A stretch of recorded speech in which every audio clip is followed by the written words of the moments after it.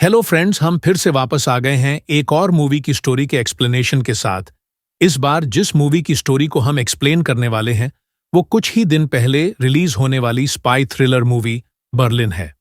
दोस्तों, अगर आपको सैड एंडिंग वाली मूवीज नहीं पसंद हैं तो हम आपसे कहेंगे कि आप पहले इसकी स्टोरी सुन लें, फिर खुद डिसाइड करें कि आपको ये मूवी देखनी है या नहीं।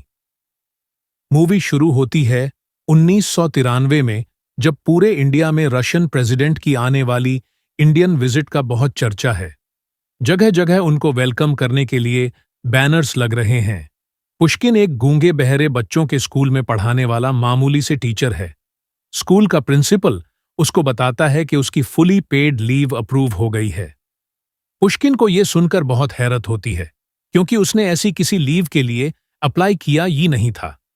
प्रिंसिपल से उसे पता चलता है कि उसकी लीव ब्यूरो नामी एक ऑर्गेनाइजेशन ने अप्रूव करवाई है। पुष्किन इस बारे में पता करने के लिए ब्यूरो के ऑफिस पहुंचता है। वहां उसकी मुलाकात जगदीश सोंधी से होती है, जो ब्यूरो के सोवियत डेस्क का इंचार्ज है। सोंधी पुष्किन को बताता है कि उन्होंने कुछ दिन पहले अशोक नामी एक आदमी को अरेस्ट किया है, जिस पर उन्हें स्पाई होने का शक है, लेकिन वो उससे कम्युनिकेट नहीं कर पा रहे क्योंकि अशोक गूंगा बहरा है। फिर वो पुष्किन को एक फाइल और कहता है कि इंटेरोगेशन में उन्हीं चीजों के बारे में सवाल करे। फिर सोंधी रिकॉर्डिंग ऑन करके बाहर बैठ जाता है, जहां से उसको रूम के अंदर का सब नजर आ रहा था और सुनाई भी दे रहा था। पुष्किन सबसे पहले अशोक से उसकी पर्सनल लाइफ के बारे में पूछता है, तो अशोक उसको बताता है कि वो एक ऑर्फनेज में रहता था, लेकिन हमेशा से गूंगा और बहरा होने की वजह से वो अकेला ही रहा और उसका कोई दोस्त नहीं था। पुष्किन अशोक को फाइल में लगी पहली तस्वीर दिखाता है और उसके बारे में पूछता है, तो अशोक कहता है कि वो ऑर्फनेज का एम्प्लॉई एजेंट है और उसी ने उसकी नौकरी बर्लिन कैफे में करवाई थी। यहां पर इंट्रोगेशन खत्म हो जाता है।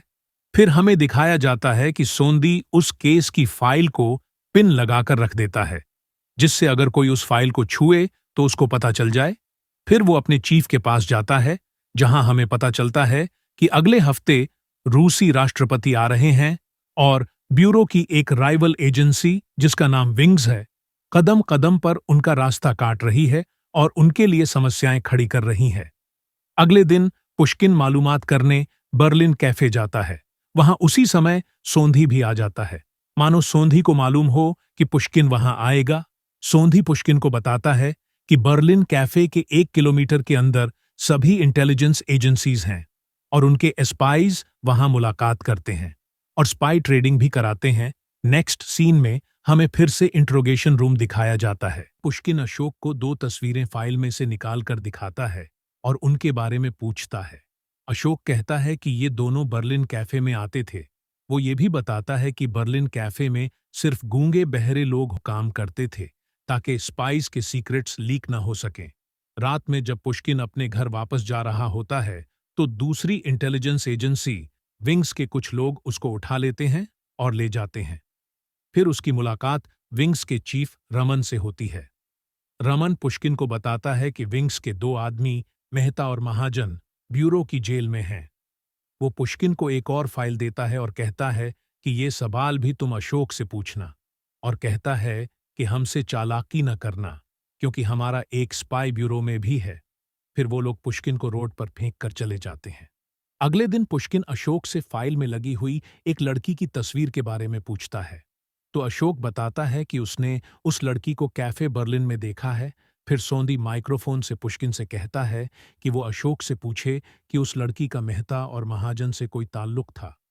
फिर पुष्किन उससे सवाल तो पूछ लेता है, लेकिन इशारे से अशोक को कुछ बोलने से मना कर देता है।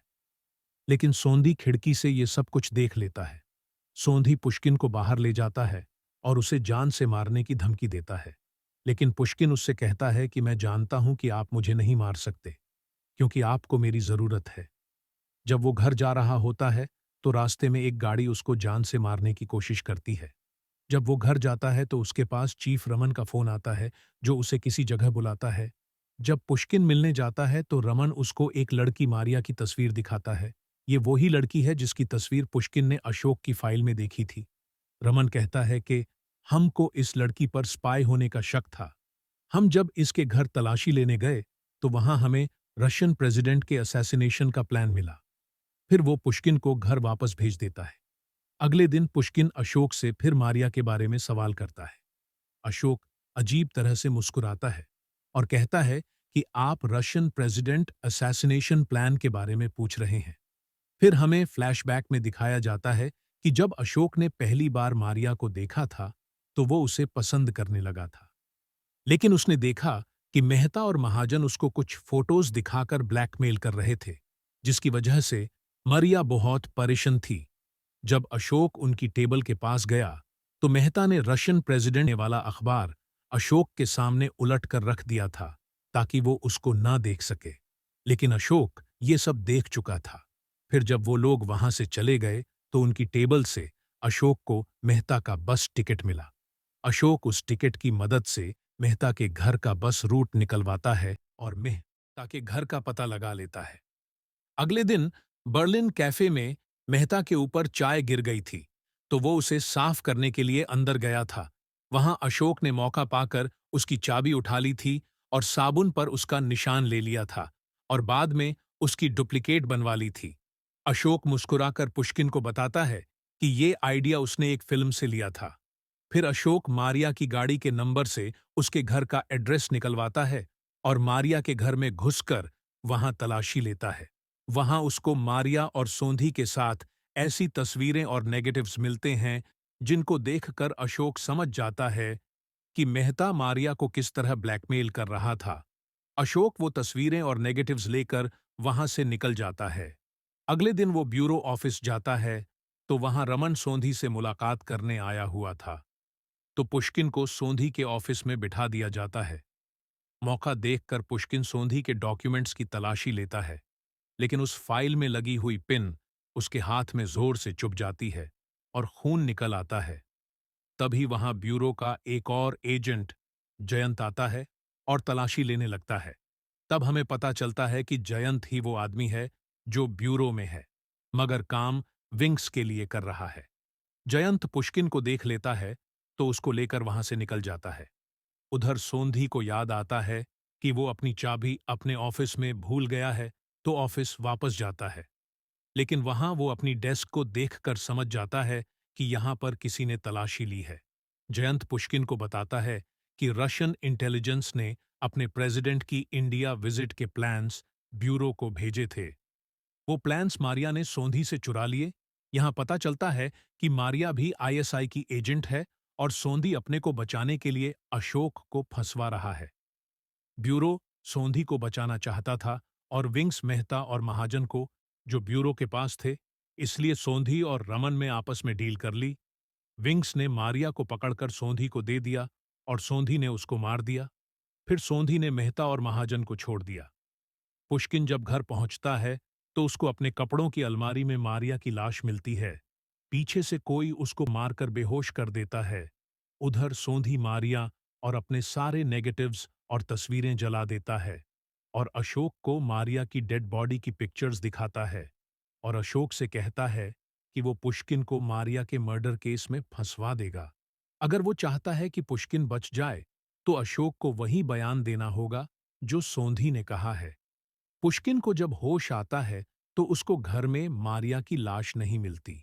वो सोंधी के पास आता है और सारी बात बताता है, तो सोंधी कहता है कि मारिया तो बहुत दिनों से मिसिंग है, उसकी डेड बॉडी उसको कैसे मिल सकती है। पुष्किन को सोंधी दोबारा अशोक से पूछताछ करने के लिए भेजता है। तब अशोक उससे कहता है कि वो मारिया की पिक्चर्स मेहता के घर से चुरा कर रहा था, तो वहां पर विंग्स के एजेंट्स आ गए थे। अशोक ने उनका मर्डर किया और फोटोज और नेगेटिव्स मारिया को ले जाकर दे दिए और मारिया वहां से निकल गई। वो पुष्किन को बताता है कि मारिया और वो दोनों आईएसआई एजेंट हैं और उनकी ट्रेनिंग पाकिस्तान में हुई थी। वो दोनों साथ मिलकर रशियन प्रेसिडेंट के असैसिनेशन के लिए काम कर रहे थे। लेकिन पुष्किन समझ जाता है कि सोंधी ने ब्लैकमेल करके अशोक से इकबाले जुर्म करवाया है। फिर ब्यूरो के आदमी अशोक को वहां से ले जाते हैं। अशोक जाते जाते मुड़कर पुष्किन को इस तरह देखता है कि आपको रुला ही देता है। मीडिया में न्यूज आती है कि आईएसआई एजेंट पकड़ा गया और केस क्लोज कर दिया जाता है। पुष्किन बोझल दिल के साथ अपनी पुरानी जिंदगी में लौट जाता है। फ्रेंड्स, ये रिव्यू और स्टोरी आपको कैसी लगी कमेंट्स में ज़रूर बताएगा और ये भी बताएगा कि नेक्स्ट स्टोरी रिव्यू आप किस मूवी का देखना चाहते हैं। इस तरह के और अपडेट्स के लिए हमसे जुड़े रहिए। Please like and subscribe. Thank you.